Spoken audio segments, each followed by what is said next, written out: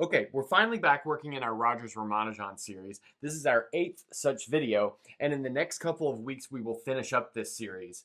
So today we're going to prove something called the empirical hypothesis, and then in the next video or two after that we'll actually prove the identities. And then after the identities are proven, we'll look at some modern interpretations of those identities. Okay, so let's see what we need to prove today. It's the so-called empirical hypothesis, which says that if we let G1 equal this infinite product as m is bigger than or equal to 0 of 1 over 1 minus q to the 5m plus 1 times 1 minus q to the 5m plus 4, and so those are expanded as geometric series. And then Q2 is a similar infinite product, but now we have 1 minus q to the 5m plus 2 and 1 minus q to the 5m plus 3.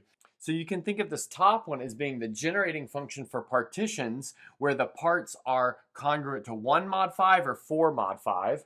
And this bottom one is the generating function for partitions whose parts are 2 mod 5 or 3 mod 5. The next thing that we're going to do is use G1 and G2 to form the seeds of an infinite sequence of these type Q series, and we'll call them GK, and they'll be defined by this rule. So G sub k plus 2 is G sub k minus G sub k plus 1 over Q to the k. So since we're dividing by this Q to the k, a priori, we don't know that this does not contain something which has a negative power of Q. But the empirical hypothesis is exactly that this only has non-negative powers of Q. And we'll write this in the following way. GK is in C bracket bracket Q for all k. And this double bracket means that it's a formal power series with coefficients in the complex numbers.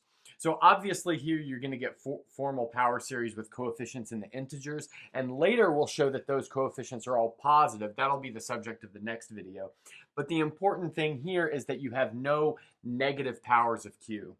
Okay, so the first thing that we're going to do as we do this proof is we're going to revisit the Jacoby triple product identity. And that was the subject of the last video, and so let's get that on the board. Okay, now we've got this Jacoby triple product on the board, so let's just recall it's this doubly infinite sum, so you're summing over all integers of q to the n squared times z to the n, and that equals this infinite product of 3 terms. So the product m equals 0 to infinity of 1 minus q to the 2m plus 2 times 1 plus z times q to the 2m plus 1, and then 1 plus z inverse times q to the 2m plus 1. Now, the very first thing that we're going to do is put this in a form that's a little bit more helpful for our purposes, and that will be we'll replace z with minus z. Okay, so let's see what that does to our series. So we're still going to have this doubly infinite sum on the left-hand side, but now we'll have minus 1 to the n, q to the n squared, z to the n. So obviously we have minus z to the n, so we can factor the minus 1 out of that. Okay, and then let's see what happens to the right-hand side. Now we have the product m equals 0 to infinity. Notice that this first term remains unchanged because there's no z's in that. So we have 1 minus q to the 2m plus 2. And now we're going to have 1 minus z times q to the 2m plus 1. And then 1 minus z inverse times q to the 2m plus 1. Okay, fantastic. Now we're going to make a couple of more substitutions, again, to put it back into a form that will be more helpful for us. So the next substitution that we're going to make is we're going to send q to the 5 halves, and we're going to send z to q to the half. And so it shouldn't surprise you that we need to get rid of this variable z because our empirical hypothesis only has q's in it as formal variables. So let's see what we get when we do that. So on the left-hand side, we're going to get the sum n equals minus infinity to infinity minus 1 to the n. And now if we replace q with q to the 5 over 2, so by exponent rules, that is going to be q to the 5 over 2 times n squared. Okay, great. And then we multiply that by q to the n over 2. That's what we get when we plug in q to the half n for z. Okay, great. So let's see what we get for the right-hand side. So now we have the product m equals 0 to infinity. And now this first term is going to be 1 minus q, and so that's going to be 5m plus 5. So that's pretty easy to see just by this substitution going right in there. And then for this next term, we have 1 minus q to the 5m plus 3. Okay, so let's see how we get that. From this q term, we're going to have q to the 5m plus 2.5. And then from the z term, we get this extra half, so it's 5m plus 3 in the end. And then similarly for this term right here, we're going to have 1 minus q to the 5m plus 2. Okay, good. So now I'll lift this to the top of the board and then we'll move on to the next step. Okay, so the next thing that I want to do is notice this right-hand side has 1 minus q to a multiple of 5, 1 minus q to a multiple of 5 plus 3, 1 minus q to a multiple of 5 plus 2. So we can complete that into 1 minus q to any natural number if we multiply by 1 minus q to a multiple of 5 plus 1 and a multiple of 5 plus 4. So in other words, we're going to multiply the right-hand side by the following. So it's going to be the product of 1 minus q to the 5m plus 1 times 1 minus q to the 5m plus 4. So that's what we're multiplying in the numerator. But then notice that this is the reciprocal of g1. So that means if we multiply this by g1, it's the same thing as having 1. Just like look at our definition of g1 over here. So after multiplying the right-hand side by this, notice the right-hand side is now going to be the product m equals 1 to infinity of 1 minus q to the m times g1. So notice this 1 minus q to a multiple of 5 plus 1 and 1 minus q to a multiple of 5 plus 4 kind of completed this infinite product on the right-hand side. But now the left-hand side hasn't changed at all because all I've done is multiplied the right-hand side by 1. So I still have this doubly infinite series, n equals minus infinity to infinity of minus 1 to the n, q to the n over 2 times 5n plus 1. Okay, fantastic. Now the next thing that I want to do is split up that left-hand side into a sum of negative integers, the 0th term, and then a sum of positive integers. So let's go ahead and see what that looks like. So here we're going to take the sum, n equals minus infinity to minus 1 of this thing. So that's going to be minus 1 to the n, q to the n over 2 times 5 to the n plus 1. And now here we're going to have plus 1, so that is the 0th term, and then plus the sum n equals 1 to infinity of the same thing, minus 1 to the n, q to the n over 2 times the quantity 5n plus 1. Okay, great. So the next thing that we want to do is re-index this first term and then combine it with the last term. So we'll re-index this thing by sending n to minus n. So notice that's going to change the sum to the sum n equals 1 to infinity. My minus 1 to the n is still the same, but now I'm going to have q to the minus n over 2 times minus 5n plus 1. The next thing to notice is we can take this minus sign and distribute it through, and it changes it a little bit. So that's going to give us the sum n equals 1 to infinity. We have minus 1 to the n, and now we have q to the n over 2 times 5n minus 1. Okay, good. So I'm going to go ahead and bring that up, and we're going to simplify this a little bit more. Okay, I've brought my last term up from the bottom, and I've combined them into one sum. So now we have this 1 plus the sum n equals 1 to infinity of minus 1 to the n. We have q to the n over 2 times the quantity 5n plus 1, q to the n over 2 times the quantity 5n minus 1, and then that's this infinite product of 1 minus q to the m times g1, where this g1 is defined up here. Now the next thing I want to notice is that I can factor this thing out into a q to the n times q to the n over 2 times 5n minus 1. And that's exactly what I want to do. So that's going to give me the following. I'll have 1 plus, now I have the sum n equals 1 to infinity minus 1 to the n. I want to factor this guy out because that's in this term as well. So I've got q to the n over 2 times the quantity 5n minus 1. And then I have 1 plus q to the n. So 1 from factoring out of this term, and then q to the n from factoring out of this term. And then over here on the right-hand side, I still have this infinite product over all of these 1 minus q to the m's, and then times my function g1. Okay, but that's going to allow me to write g1 in the following way. So I can write that as 1 plus the sum n equals 1 to infinity of minus 1 to the n, q to the n over 2 times 5n minus 1, and then 1 plus q to the n. And then this is all divided by this product m goes from bigger than or equal to 1 of 1 minus q to the m. So now I've got a new form for this infinite product g1, which I defined earlier.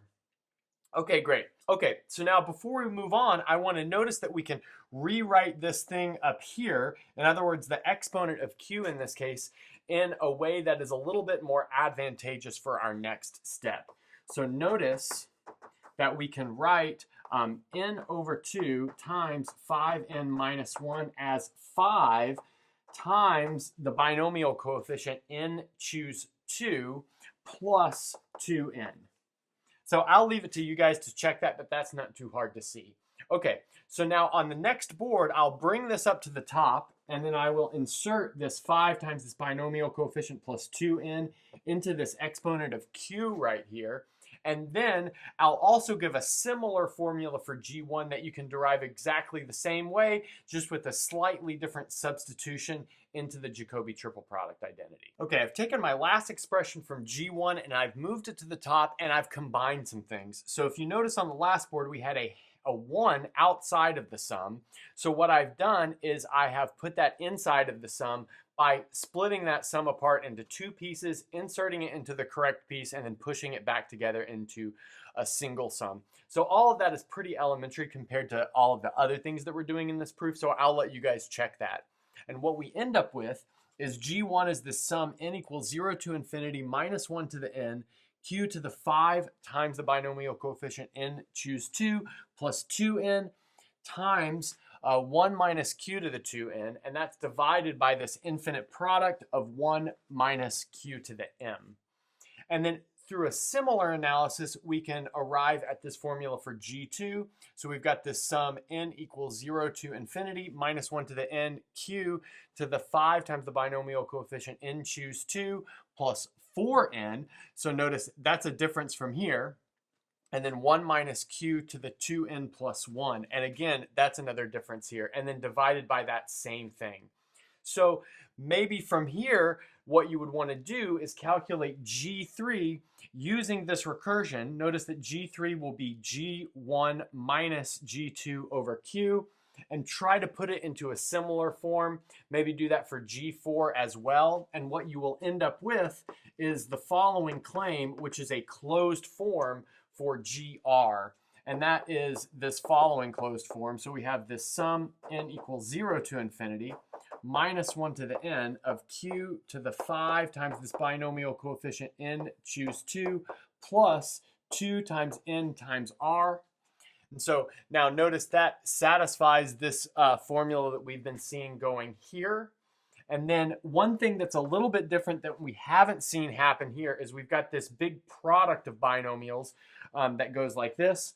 We have 1 minus q to the n plus 1 multiplied all the way up to 1 minus q to the n plus r minus 2. So notice those would not be present in these first two because you would just get an empty product in that case. And an empty product is considered to be just 1. And then we have this is all times 1 minus q to the 2n plus r minus 1. And again, that satisfies this pattern that we're seeing here. And then all of this is divided by this product m bigger than or equal to 1 of 1 minus q to the m. Okay, great. And so that's our claim, and we're actually going to prove this claim with induction. But maybe before we get to it, let's put this in a slightly simpler form. Maybe let's go ahead and set HR equal to 1 minus equal to this product m equal 1 to infinity of 1 minus q to the m times gr. So that means we're just dealing with this numerator bit right here. And so that rephrases our goal. So maybe let's notice that this is going to be our goal, is to prove by induction that this is equal to this stuff that's in the numerator. In other words, this sum n equals 0 to infinity minus 1 to the n. And then I'm going to slightly reorder this. We've got this 1 minus q to the n plus 1 all the way up to 1 minus q to the n plus r minus 2. And then q to this binomial coefficient stuff. So 5 times n choose 2 plus 2n r. And then finally 1 minus q to the 2n plus r minus 1. Okay, so our goal is going to be to show that hr is equal to this.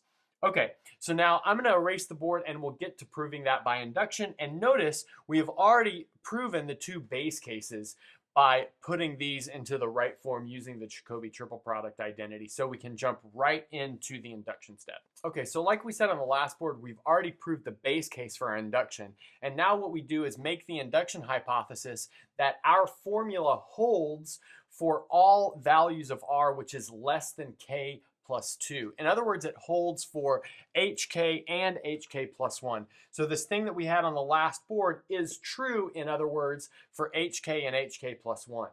That makes our goal the following. hk minus hk plus 1 needs to be q to the k times our goal formula for hk plus 2. And what that will do is prove our closed form for the gr. But if we have that closed form for the gr, which we will revisit, it's easy to see that the gr only have positive powers of q in their expansion. Okay, so let's go ahead and get to this. So let's start with this left-hand side. So we have hk minus hk plus 1.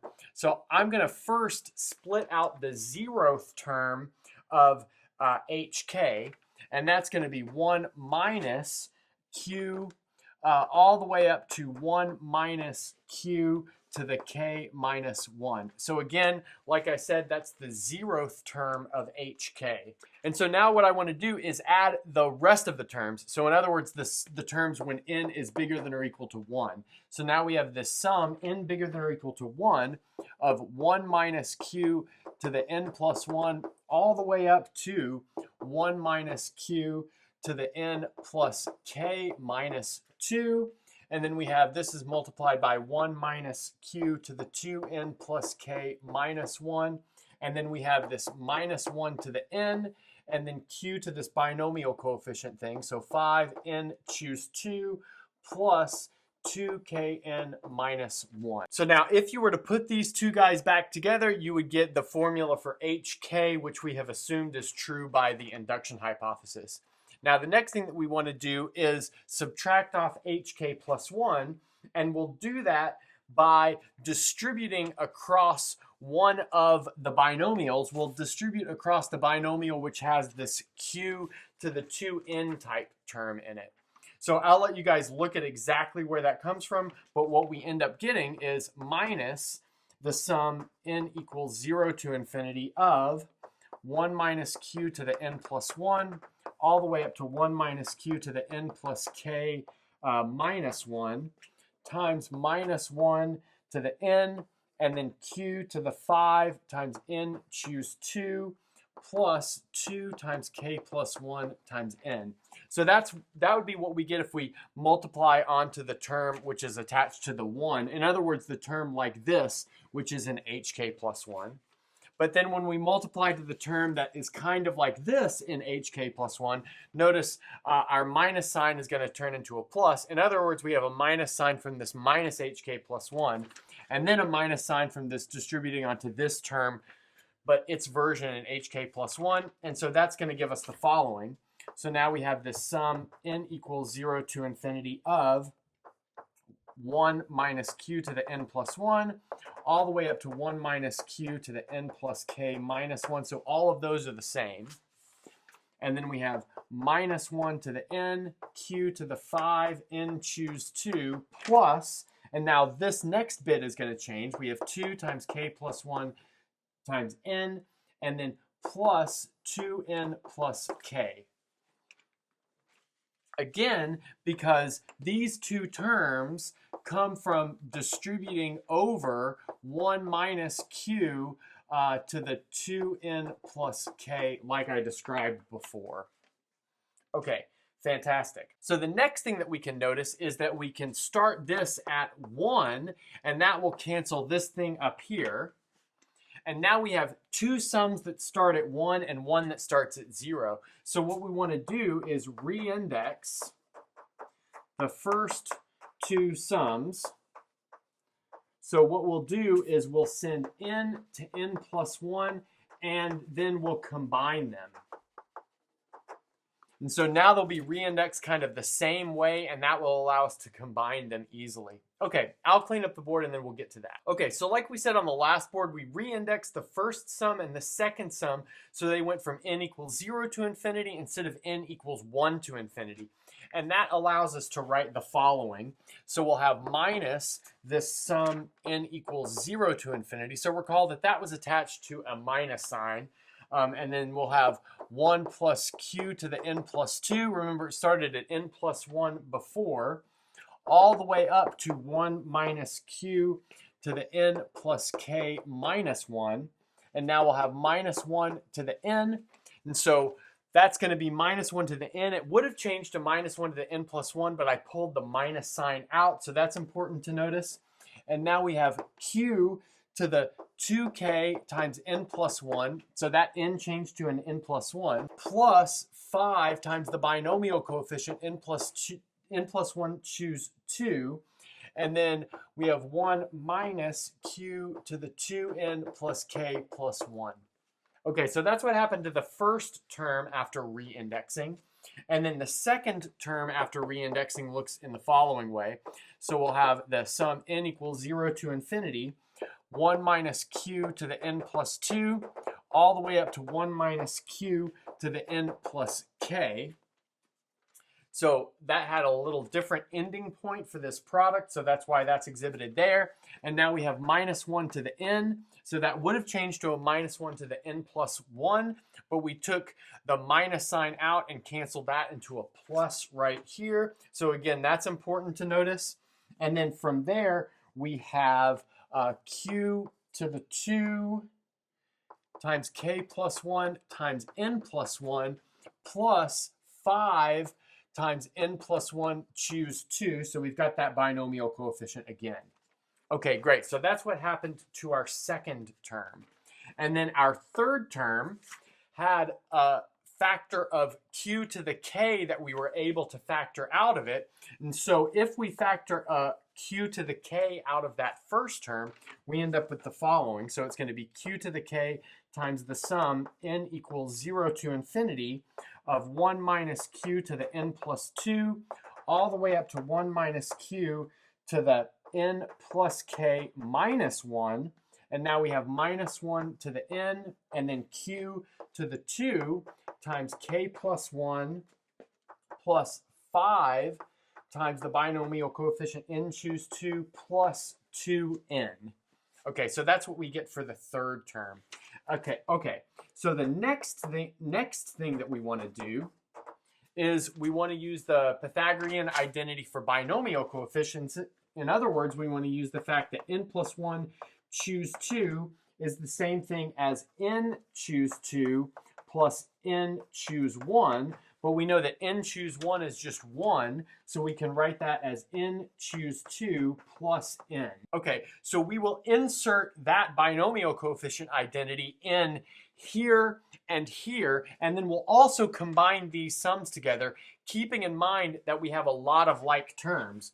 So notice that this entire product right here is part of all of these products, and so that allows us to put all of those together. Okay, so I'll clean up the board, I'll insert this binomial coefficient identity, and I will combine these all together into one sum. Okay, after applying that binomial coefficient identity and then pushing everything together into the same sum and factoring out the greatest common factor, we have the following. So this hk minus hk plus 1 is equal to q to the k. So that's nice. You can factor a q to the k out of the whole thing, and that's exhibited in what's left over. So I'll let you check the details from the last step along with the details from this step, but that will be noted in this factorization. And then we'll have the sum n equals 0 to infinity of 1 minus q to the n plus 2 all the way up to 1 minus q to the n plus k minus 1. So recall that that was a common factor for the terms in all three of those big sums.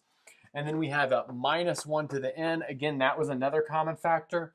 And then we have 2 to the, we have q to the 2 times k plus 1 times n plus 5, n choose 2 plus 2n. So again, that was a common factor for all of the terms in the sums as well. And then what's left over after doing that is the following. So this is going to be minus q to the n plus k times 1 minus q to the 2n plus k minus 1, and then plus q to the k plus 2 plus 3n times 1 minus q to the k plus n, and then finally plus 1 minus q to the k plus 1. Good.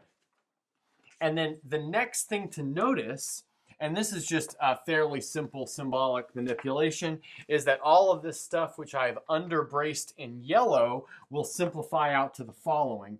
1 minus q to the n plus 1 times 1 minus q to the n plus k times 1 minus q to the 2n plus k plus 1. Okay, great.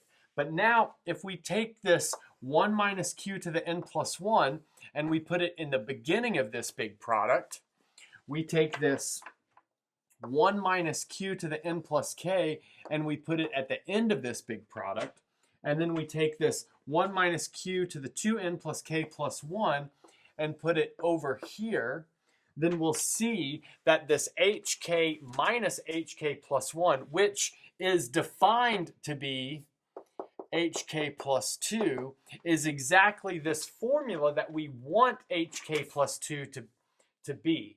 In other words, we have proved that hk plus 2 has the correct formula, which tells us that we've also proved that our GRs have the correct formula for all R. So let's go ahead and write that formula down just as a reminder. In other words, we have finished proving that GR has this closed formula, which was not really the goal of this empirical hypothesis. The goal was to prove that G could be expanded with only positive powers of Q. But if we expand this denominator as a geometric series, then yes, indeed, we do have, this is a power series, again, kind of only with positive powers of Q. Okay, so that's a good place to stop this.